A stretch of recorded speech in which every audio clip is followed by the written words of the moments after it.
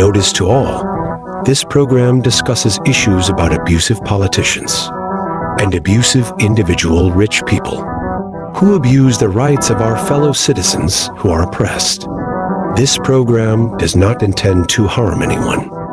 This program is fighting for the rights of our countrymen oppressed by oppressors.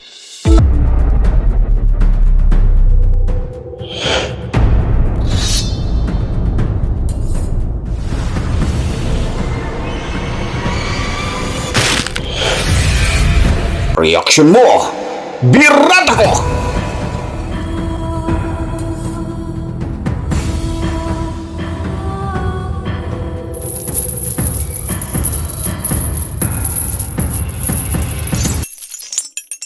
Ayun, good morning o tanghali na yata, no?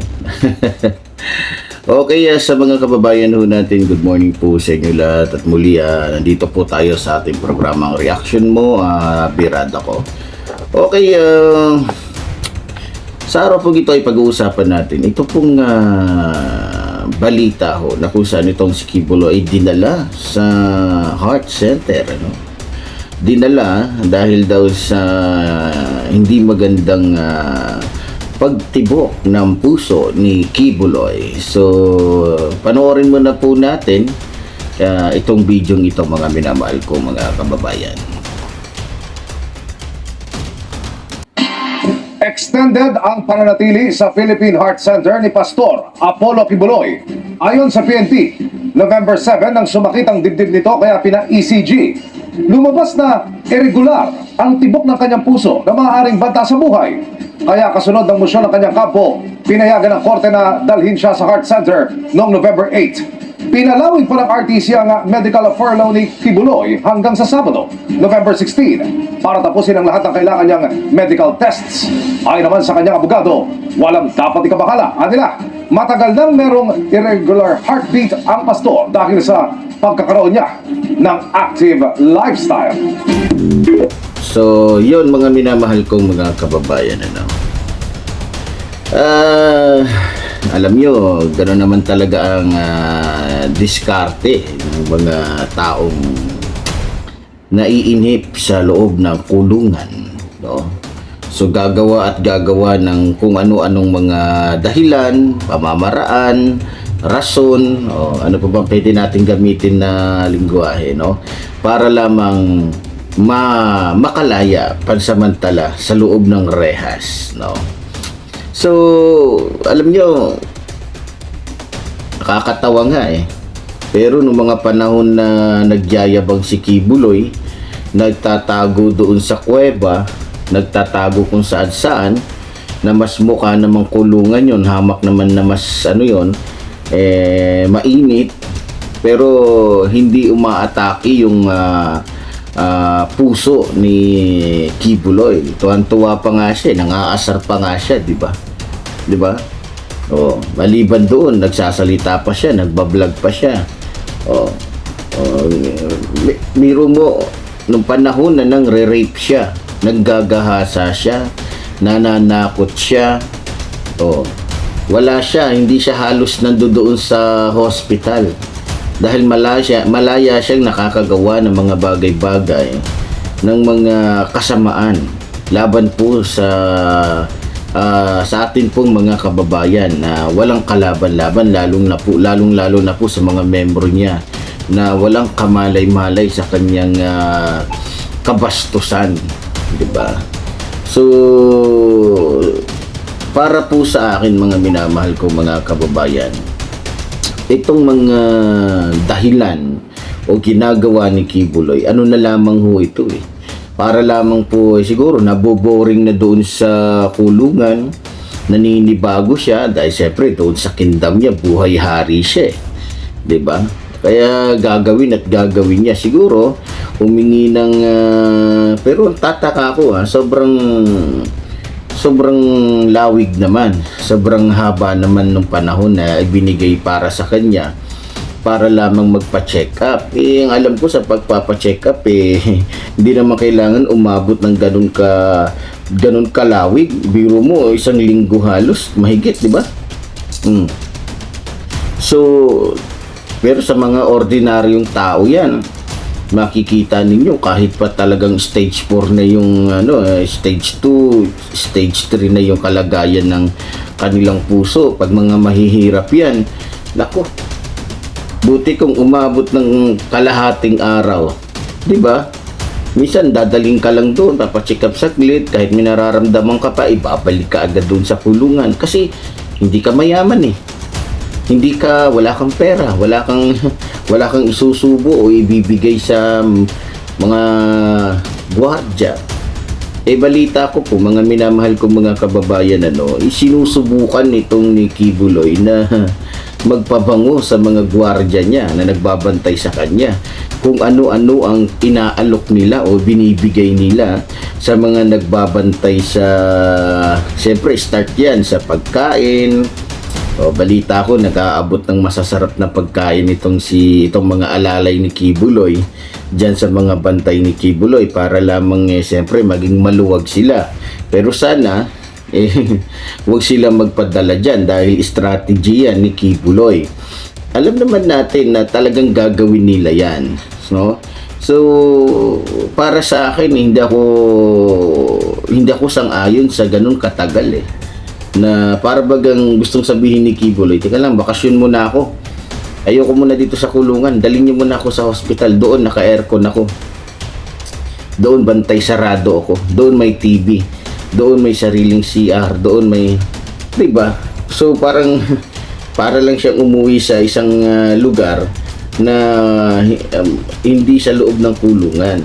So, pero ganun pa man mga minamahal kong mga kababayan, sana ganun din kayo sa mga mahihirap.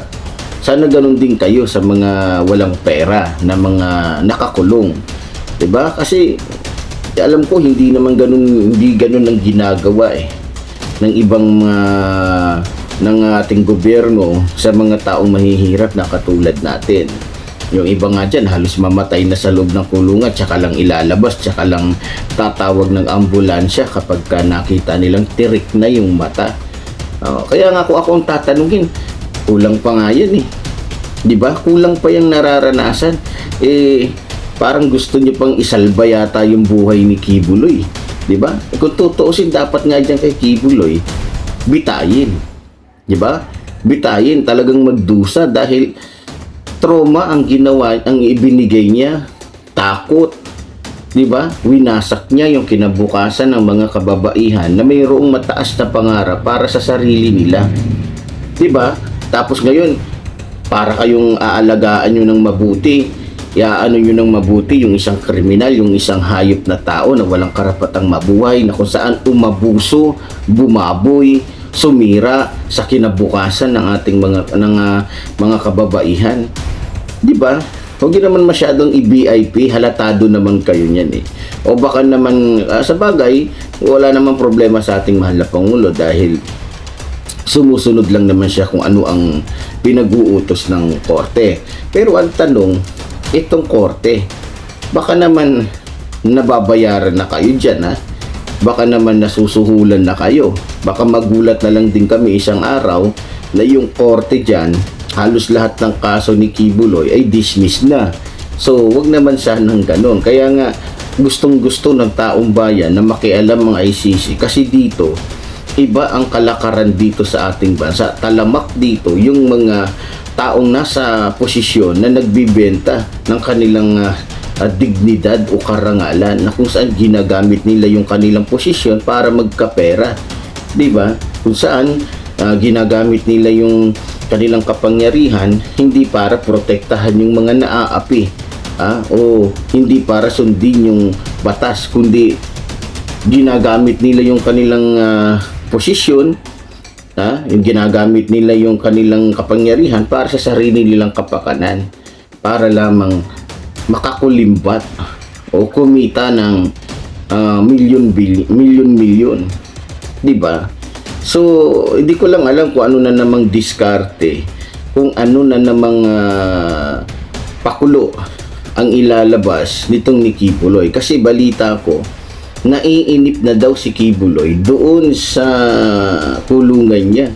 Kaya talagang pinursige nitong Kibuloy yung kanyang mga membro, at syempre nakiusap din kay Bato, nakiusap din kay Robin, nakiusap din kay Bongo, nakiusap din kay Sara, no, na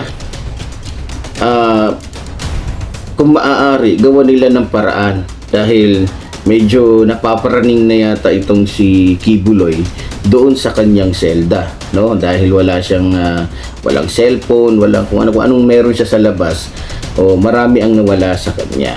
Pero kung marami man ang nawala sa kanyang bagay, mas marami ang nawala o natanggal o naalis sa mga kababaihang binaboy niya, di ba? Kung tutuusin, kulang pa yan sa pambababoy. Biro mo ba naman yung kababaihang gusto pang mag-asawa ng maayos, gusto nila na maibigay yung kanilang sarili sa kanilang magiging asawa na malinis, na anong nangyari, di ba? Wala na sila ipagmamalaki sa sarili nila dahil binaboy na sila, pinagsawaan na sila ng isang taong nag-aanyong tao pero ugaling demonyo. Diba? Ugali ng demonyo yung ginagawa ni Kibuloy. Ugaling demonyo, hindi gawain ng isang anak ng Diyos.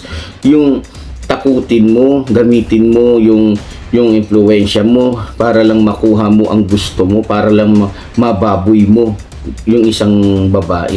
Diba? Hindi trabaho yan ng isang matino at isang lingkod ng Diyos, o sabihin na natin anak ng Diyos. Diba? Kaya sana lang, siyempre alam naman natin na gagamitin talaga ni Kibuloy yung kanyang pera. Gagamitin niya yung kanyang bilyones. Gagamitin niya yung kanyang mga contacts sa labas, mga kakilala. O, lalong-lalo na yung mga lalong-lalo na po yung mga kababayan nating nauutusan ni Kibuloy. 'Di ba? So, sana lang hindi maimpluwensyahan ng pera ni Kibuloy yung mga taong pwede niyang suhulan, 'di ba? So, isa din sa natuklasan ko, no. 'Di ba? Dahil nga siya ay tatakbo ng pagka-senador. Ewan ko ba kung bakit tinanggap ng COMELEC itong si Kibuloy na patakbuhin pa. So, duda po ako dito na nabayaran itong COMELEC kasi 'di ba? Ito nga, 'di ba, napag-usapan natin kanila tungkol doon sa sinabi ni Sara Duterte na huwag patakbuhin si Franz Castro kasi convicted sa ganito ganyan. Pero kung tutuusin, kung mayroon man ditong makasalanan, kung mayroon man mas higit na hindi dapat magkaroon ng kapangyarihan, ito pong si Kibuloy. Paano na lang pag naging senador to? Di mas malawak, mas malaki. 'Di ba? So, dito rin sa ginagawa niyang ito, dito mo rin napapatunayan na hindi nga siya totoong anak ng Diyos. Kasi si Jesus Christ, bilang anak ng Diyos, hindi nagmithi, hindi nangarap, hindi maging sumama sa politika. Pero ito, dahil nakita niyang hindi uubra yung kanyang kasinungalingan, yung kanyang pagpapanggap na Diyos-Diyosan, ayun, tatakbo ng pagka-senador. Pero ito nga yung sinasabi natin, nakakagulat, only in the Philippines na nangyayari yan, 'di ba? Na kahit ganun karumal-dumal yung ginagawa, nagagawa niyang, 'di ba? Kapal ng mukha, 'di ba? Walang delikadesa. Sa kaso niyang yan, nakuha pa niya tumakbo ng pagka-senador. Grabe. Ewan ko lang kasi balita ko talagang ipupurso, tutulungan nila Bato de la Rosa, Robin, Bongo, ni Sara na dumami yung boto o maraming boboto dito sa kay Kibuloy nga, 'di ba? Pero ganun pa man, sana ay maghari pa rin ang kapangyarihan o kapangyarihan ng tunay na Diyos. Biro mo kasi ngayon gumagawa siya ng iba't ibang pagpapabango. Di ba nga yung kapulisan, galit na galit sila sa mga kapulisan dahil di ba, hindi nila makuha yung simpatya ng mga kapulisan, hindi nila makuha yung loob ng mga kapulisan. Ayun, galit na galit sila. Kaya nga itong si Kibuloy ay sumuko doon sa Philippine Army na kung saan kabilang siya bilang reservist ng Armed Forces of the Philippines, di ba? So, ganun pa man, ewan ko lang ha, kasi meron po akong napanood na meron daw ginagawang panukala itong si kumbaga meron siyang binubuong mga plano para sa PNP. Ito sa nakikita ko lang ha, parang may something po dito. Bago po natin mabigyan ito ng reaksyon, ito't panoorin muna po natin.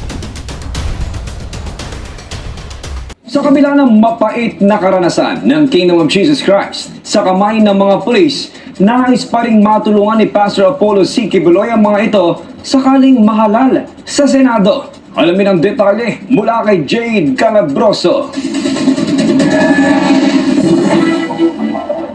Iba't ibang panukalang batas na ang inihahanda ng KOJC leader at senatorial aspirant na si Pastor Apollo C. Quiboloy para sa pambansang pulisya sakaling makaupo sa mataas na kapulungan ng Kongreso. Kahit naroon siya ngayon sa piitan, ang mga problema at isyong kinahaharap ng mga pulis pa rin ang isa sa mga naistugunan ni Pastor Apollo ayon kay Attorney Kay Laurente, tagapagsalita ng butihing pastor.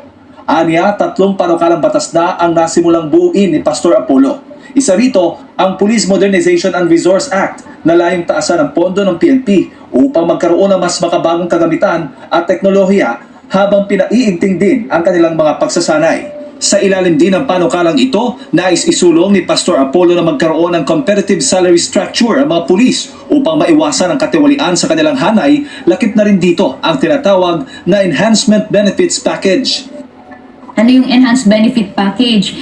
Para po sa health insurance coverage ng lahat po ng mga ating kapulisan, kasali na po yung mga dependents nila, at saka yung housing loan program para sa kanila with preferential rates for PNP personnel. And isa pa po, may scholarship grants din po para sa kapulisan. Kasi yung mga nakausap nga natin ng mga pulis, gusto nilang mag-aral pa, gusto nilang mag-lawyer, gusto pa nila continuing professional education. However, wala nga daw silang enough na budget kasi may pamilya pa sila na kailangan tustusan, no? Dagdag pa dito, isa din sa mga nais ipanukala ni Pastor Apollo ang Local Government Police Authority and Regionalization Act at ang PNP Internal Affairs Enhancement Act.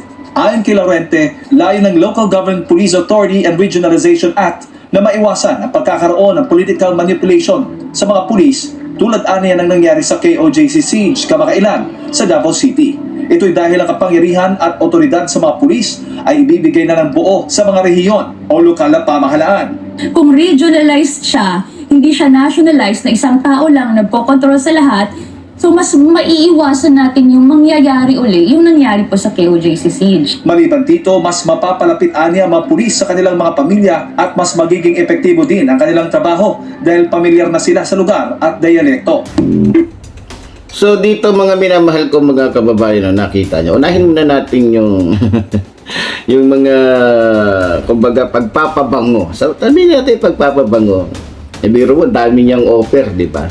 Dami niyang offer, yung yung bibigyan ng benepisyo, etc. So narinig nyo naman, di ba? Pero para sa akin mga minamahal ko mga kababayan, itong mga sinasabi po kasi, yung itong napanood nga natin, ito ay sa 100%, kaya lamang ito ang naisip ni Quiboloy para makuha niya yung simpatya ng mga kapulisan. Kasi nga ayaw sa kanya ng mga kapulisan, kasi galit ang mga kapulisan sa rapist. Diba? Galit na galit ang mga pulis sa mga katulad niyang rapist o mapagpanggap. Kaya imbis na yung focus niya ay kasi pulis na yan doble na sahod niyan pero bakit doon siya nag-focus? Kasi yung pulis ang humuli sa kanya. Nakakulong siya mismo sa kustodiya ng Philippine National Police. Kaya pulis ang tinutumbok niya. Alam niyo na strategy, political strategy yan ni Quiboloy. Alam ko yan. So alam niyo, pagpapalakas hindi na kailangan palakasin pa ni Quiboloy o dagdagan yung budget ng Philippine National Police dahil dinagdagan na. Dinagdagan na. Yung mga sinasabi nito ni Quiboloy, mahirap yan. Yung alam nyo, yung mga sinasabi nyo yan po ay nasa Armed Forces of the Philippines. Yung mga anak ay may benepisyaryo yung mga anak dun sa ama, na kung saan libre ang pag-aaral ng mga anak, may nakukuha silang health benefits. Pwede naman yun. At maliban kay Kibuloy, maraming mas makakagawa nun at magiging makatotohanan. Tandaan ninyo, ang partner po ng isang taong rapist ay sinungaling. Tandaan po ninyo yan. Kung papaanong itong si Kibuloy ay nandaraya sa pamamagitan ng kanyang salita. Alalahanin ninyo na kung nagawa niyang gamitin ang pangalan ng Diyos Ama, ay magagawa din niyang gamitin ang plano niyang ito para akitin, dayain ang taong bayan. Tandaan ninyo, walang mabuting plano yung mga taong katulad ni Kibuloy. Dahil unang-una, alagad po ito ng demonyo. Dahil kung hindi ito alagad ng demonyo, hindi siya magpapanggap na siya ay anak ng Diyos. At kung talagang siya ay hindi demonyo, hindi niya kailangang mang-rape. Bakit hindi na lang siya mag-asawa?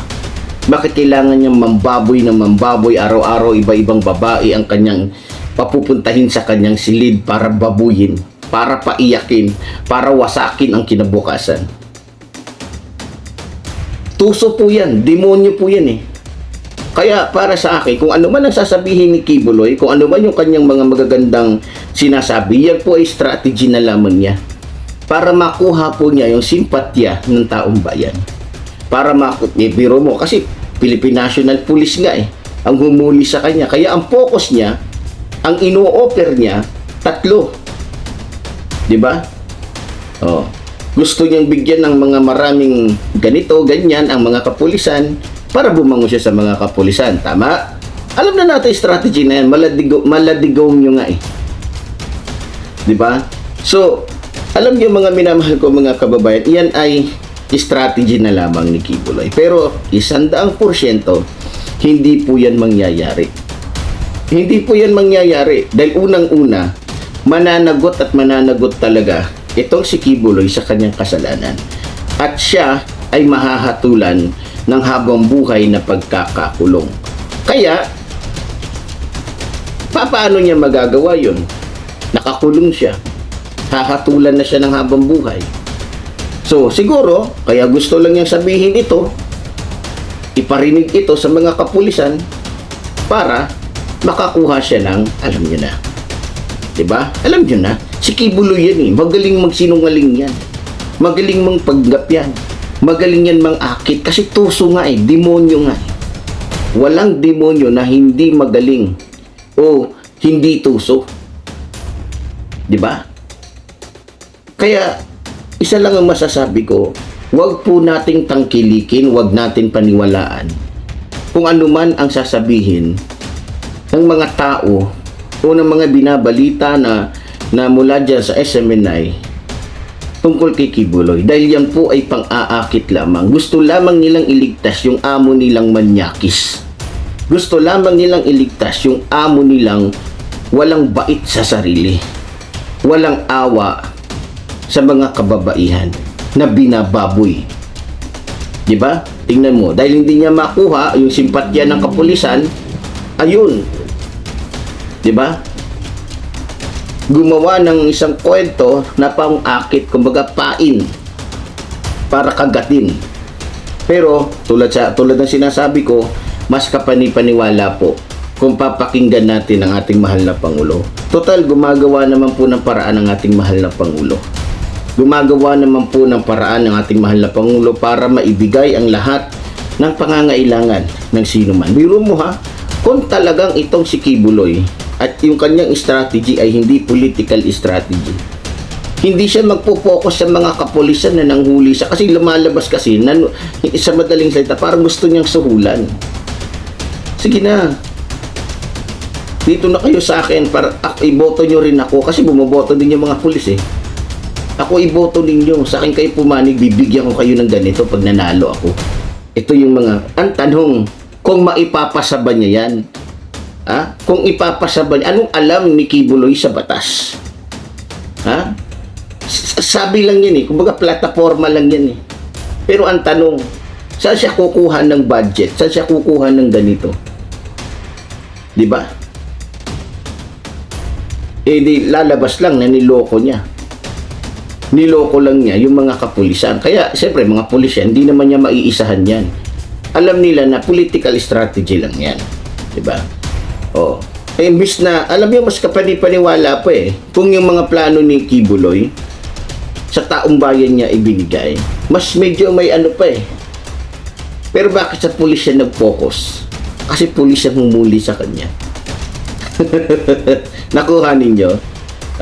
Imbis na gumawa siya ng isang plataforma na, ito, pag ako ay nahalal, ito yung gusto ko maging panukala. Lahat ng mga mahihirap ay mabibigyan ng ganito.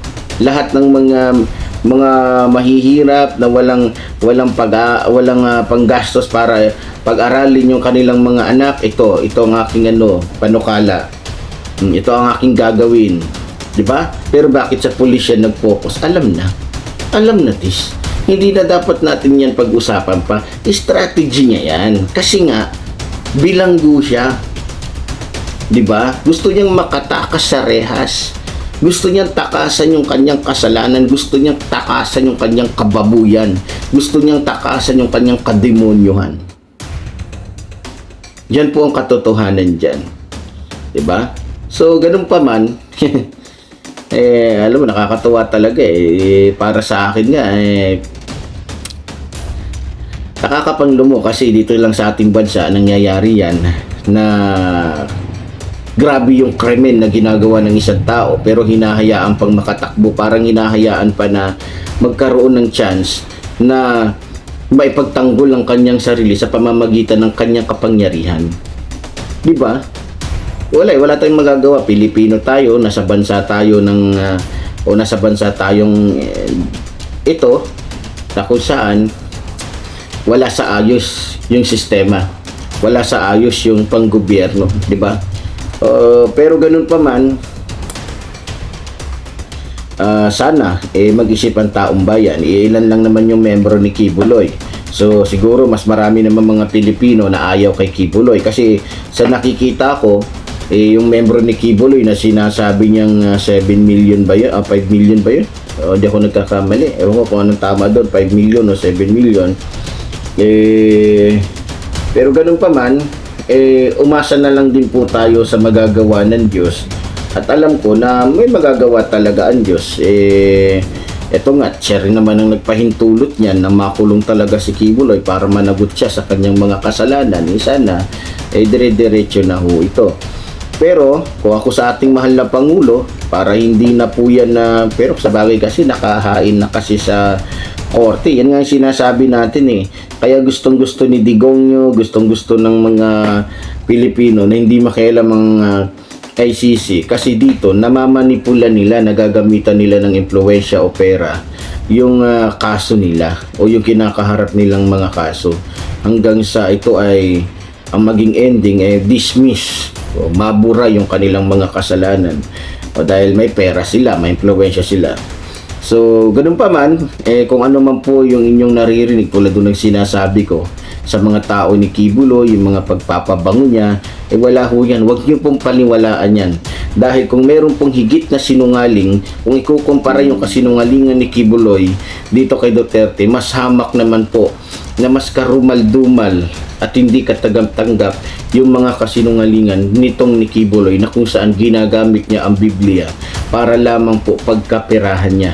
Ginagamit niya ang Biblia para lamang po paniwalain ng kanyang mga membro na siya ay tunay na anak ng Diyos na kung saan taliwas sa kanyang ipinapakita o sinasabi o taliwas sa kanyang sinasabi yung kanyang ginagawa. So, pero ganun pa man, alam naman natin ang ugali ng demonyo, talagang iiwas at iiwas yan. So, sa mga kababayan natin Luzon, Visayas, Mindanao, wag niyo pong suportahan, wag niyo pong iboto yung isang taong mapagpanggap na Diyos, no? Nang sa ganun ay hindi po malagay sa alanganin yung ating bayan. Kita naman ho natin yung itsura ni Kibuloy, napakapangit ng pagmumuka. Kung gaano kapangit yung pagmumuka ni Kibuloy, ganun din kapangit yung ugali niyan sa totoong buhay. Nakarinig nyo naman yung video, ayaw lang yan tanggapin. Sino ba naman ang tatay? Siyempre, turong-turo sa abogado niya. Kitang-kita naman yung kahayupan niya, yung sinasabi niya sa member niya. Diba? Pero ganun pa man, patuloy po tayong aantabay. Patuloy po nating antabayanan o aalamin yung mga iba't iba pang mga issue tungkol po kay Kibuloy, no? Kaya muli po tuloy po nagsinasabi ng lingkod, mabuhay po ang ating inang bayan, mabuhay po nagmamahal sa ating inang bayan. Maraming salamat.